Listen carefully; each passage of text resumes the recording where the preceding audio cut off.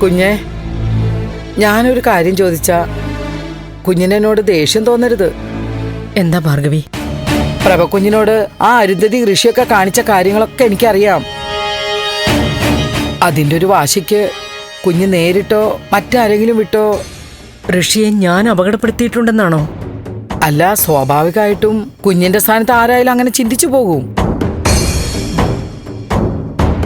കുഞ്ഞും അതുപോലെ.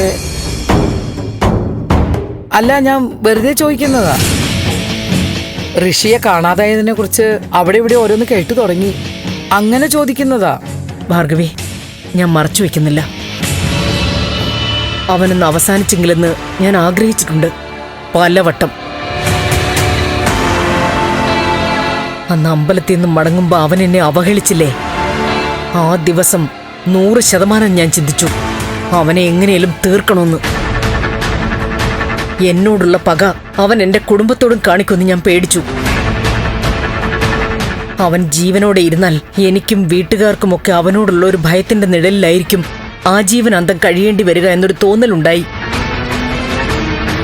പക്ഷെ അടുത്ത നിമിഷം ഞാൻ ആ തീരുമാനത്തിൽ നിന്നും മാറി. ഞാൻ ചിന്തിച്ചു, ഞാൻ കാരണം വേദനിച്ചിട്ടുള്ളവനവൻ. നഷ്ടം സംഭവിച്ചിട്ടുണ്ടവന്. അവന്റെ ഇണയെ അവന് നഷ്ടപ്പെട്ടത് ഞാൻ കാരണോ?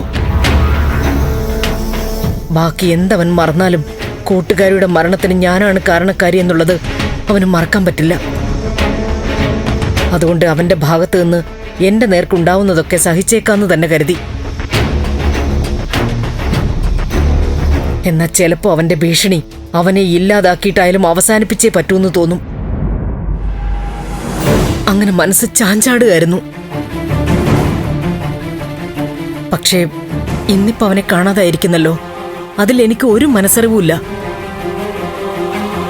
അവൻ മറ്റെവിടേക്കെങ്കിലും പോയതായിരിക്കും ഭാർഗവി. അതെ, അങ്ങനെ ആയിരിക്കും. പക്ഷെ നമ്മുടെ ആൾക്കാരല്ലേ, ഇനിയും ഋഷി തിരിച്ചു വരില്ല എന്നുണ്ടെങ്കിൽ ആൾക്കാർ ഓരോ കഥകൾ ഉണ്ടാക്കാൻ തുടങ്ങും. ആ കഥകളിലൊക്കെ വില്ലത്തിയാവാൻ പോകുന്ന പ്രഭക്കുഞ്ഞായിരിക്കും. ആയിക്കോട്ടെ, ഇനി അഥവാ എന്നെ സംശയിച്ച് പോലീസ് അറസ്റ്റ് ചെയ്യുകയാണെങ്കിൽ അതും ആയിക്കോട്ടെ. പക്ഷേ എന്റെ വീട്ടുകാർക്ക് ദോഷം വരാൻ ഞാൻ സമ്മതിക്കില്ല.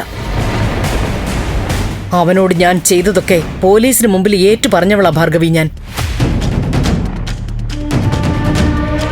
അന്ന് അരുന്ധതി സ്റ്റേഷനിൽ വന്നിട്ടാ ഞാൻ കുറ്റമൊന്നും ചെയ്തിട്ടില്ലെന്ന്, അവൾക്ക് പരാതി ഒന്നും ഇല്ലാന്നും ഒക്കെ പോലീസിനോട് പറഞ്ഞത്. കുഞ്ഞെ, ഞാൻ കുഞ്ഞിനെ വിഷമിപ്പിക്കാനല്ല ചോദിച്ചത്. നാട്ടുകാർ ഓരോ അപവാദം പറയാൻ തുടങ്ങിയ വിഷമിച്ചു പോകാൻ പാടില്ലല്ലോ. മറുപടി കൊടുക്കാൻ തയ്യാറായിരിക്കണല്ലോ. അതിനൊക്കെ വേണ്ടിയാ. എന്ത് നേരിടാനും എനിക്ക് പേടിയില്ല ഭാർഗവി. പക്ഷേ ഋഷിയെ കാണാതായതിന്റെ പേരിൽ എന്റെ കുടുംബത്തിന് വിഷമം ഉണ്ടാവാൻ ഞാൻ സമ്മതിക്കില്ല. അവരുടെ സമാധാനം പോവാനോ അവര് പ്രതിക്കൂട്ടിൽ വരാനോ ഞാൻ അനുവദിക്കില്ല. അന്ന് നന്ദൻ ഋഷിയോട് പകരം ചോദിക്കാൻ ഒരുങ്ങിയപ്പോ ഞാൻ തടഞ്ഞ എത്ര നന്നായി. അല്ലെങ്കിൽ സംശയങ്ങളൊക്കെ ഇപ്പൊ നന്ദന്റെ നേർക്ക് വന്നേനെ.